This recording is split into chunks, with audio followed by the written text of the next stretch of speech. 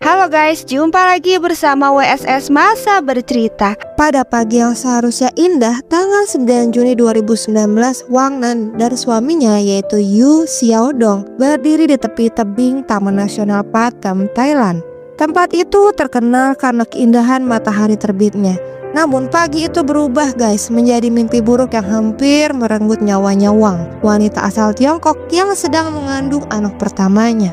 Sebelum masuk ke ceritanya, jangan lupa ya guys, klik tombol like and subscribe channel ini dan sebarkan video kami ke teman-teman kalian ya. Sekarang kita mulai masuk ke ceritanya.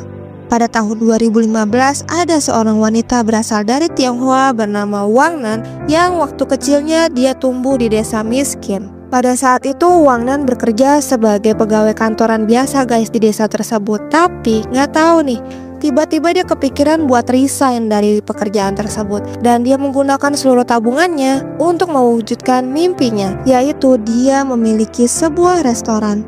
Awalnya restorannya masih kecil-kecilan nih guys, tapi entah kenapa restorannya tuh laku banget sehingga berkembang pesat menjadi restoran yang megah.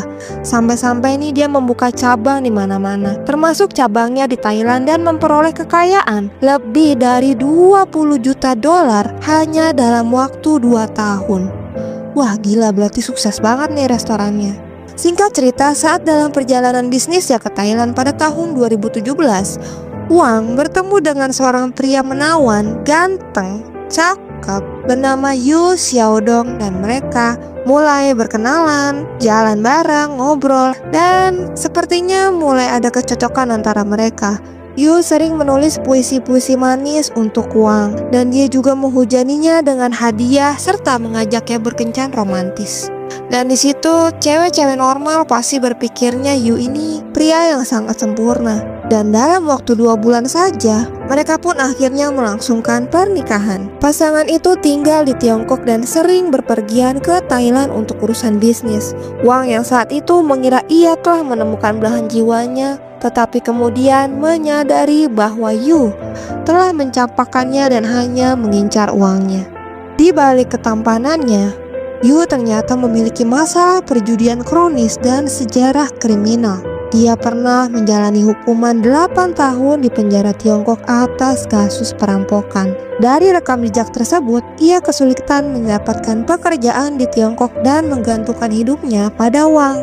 Pada satu waktu, Wang teringat satu kejadian di mana dia secara tidak sengaja tersandung dan jatuh dari tangga. Namun, Yu tuh cuek banget. Dia sama sekali tidak mau repot-repot mengalihkan pandangan dari komputernya.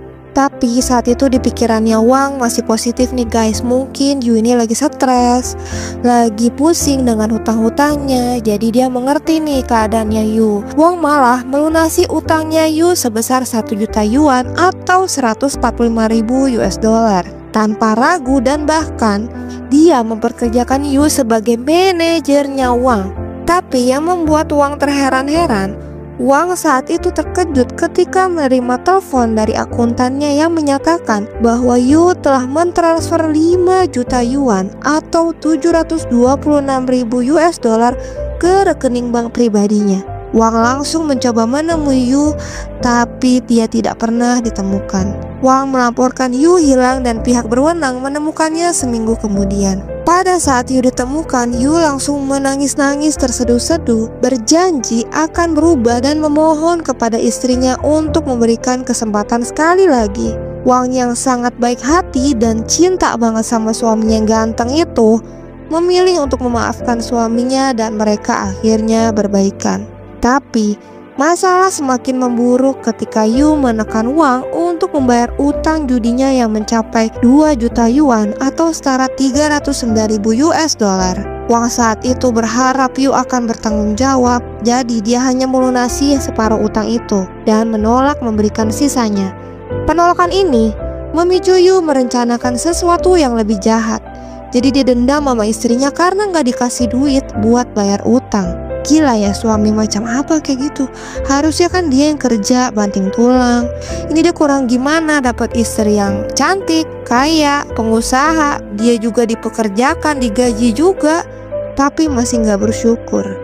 Pada tanggal 9 Juni 2019, Yu mengajak Wang mengunjungi Taman Nasional Patem dengan alasan ingin melihat lukisan gua kuno yang berusia 3000 tahun. Namun sayangnya mereka tak menemukan lukisan itu sama sekali. Akhirnya mereka memutuskan untuk berjalan-jalan dan mendaki ke puncak tebing setinggi 110 kaki. Saat berada di tepi tebing, Yu menunjukkan perilaku yang mencurigakan. Tiba-tiba Yu tuh menjadi lembut, baik, perhatian. Pokoknya baik banget deh. Beda banget sama sehari-harinya Yu. Nah, si Wang saat itu sedang hamil guys 3 bulan dan merasa bahagia menikmati keindahan alam bersama suaminya. Apalagi dengan sifatnya Yu yang tiba-tiba berubah kan menjadi lembut dan baik, perhatian. Wah, dia senang banget tuh. Tapi yang dia tidak sadari, tiba-tiba Yu memegang pinggangnya Wang, mencium pipinya, dan berbisik, "Pergilah ke neraka." Sedetik berikutnya Wang merasakan dorongan kuat di punggungnya yang membuat tubuhnya melayang jatuh dari ketinggian 34 meter. Wang saat itu menghantam ranting-ranting pohon dan akhirnya terhempas di batu-batu tajam di dasar tebing. Aduh, ya ampun, kebayang gak tuh? Lagi hamil, terus dia jatuh dari ketinggian 34 meter cuy. Nah, dengan luka parah, ia terbaring selama 30 menit dan berteriak-teriak meminta tolong hingga seorang turis menemukannya dan memanggil tim penyelamat. Ajaibnya dia masih sadar guys. Saat itu ia mengalami patah tulang di berbagai bagian tubuhnya termasuk kaki, lengan, tulang selangka, dan pinggul. Meski luka-luka di tubuhnya sangat parah, Wang masih tetap sadar. Selama 20 menit ia berteriak meminta tolong hingga seorang turis lainnya mendatanginya. Wang pun akhirnya dilarikan ke rumah sakit terdekat, tetapi penderitaannya belum berakhir. Saat Wang dilarikan ke rumah sakit, ia mengalami koma dan mengalami 17 patah tulang dan membutuhkan lebih dari 200 jahitan. Sampai akhirnya Wang kemudian sadar kembali, tetapi bayinya yang belum lahir tidak dapat ditolong. Saat dirawat di rumah sakit, Yu datang menemuinya guys. Tapi bukannya menunjukkan rasa bersalah, ia justru mengancam Wang agar tidak mengungkapkan kebenarannya kepada polisi. Pada saat itu, Yu berkata, "Diam, jangan teriak-teriak. Tidak ada yang bisa mengerti bahasa Mandarin di sini. Dan tidak ada kamera pengawas atau saksi yang hadir. Jika kamu membuka mulut, aku tidak akan membiarkanmu hidup." Wah, gila, kayak sinetron ya. Saat itu Wang yang sudah terpojok memilih berpura-pura mematuhi Yu demi keselamatannya. Namun pada kesempatan pertama, ia menceritakan kebenaran kepada dokter di rumah sakit. Keesokan harinya, Yu datang lagi guys, dan dengan kasar dia merobek masker oksigennya Wang, lalu mencabut selangnya dan mencoba menculiknya. Saat ia mendorong ranjang rumah sakit yang ada Wangnya di situ tuh menuju pintu keluar, beberapa perawat menghalangi jalannya. Wang langsung dipindahkan ke rumah sakit lain dan Yu dilarang mengunjunginya. Melalui seorang penerjemah, ia akhirnya dapat menjelaskan bahwa Yu telah mencoba membunuhnya dan staf segera menelpon polisi. Tidak butuh waktu lama, Yu langsung ditangkap dan didakwa dengan percobaan pembunuhan. Dibantu dengan seorang teman, Wang merekam pengakuan Yu secara diam-diam, dan rekaman itu menjadi bukti penting dalam kasus ini.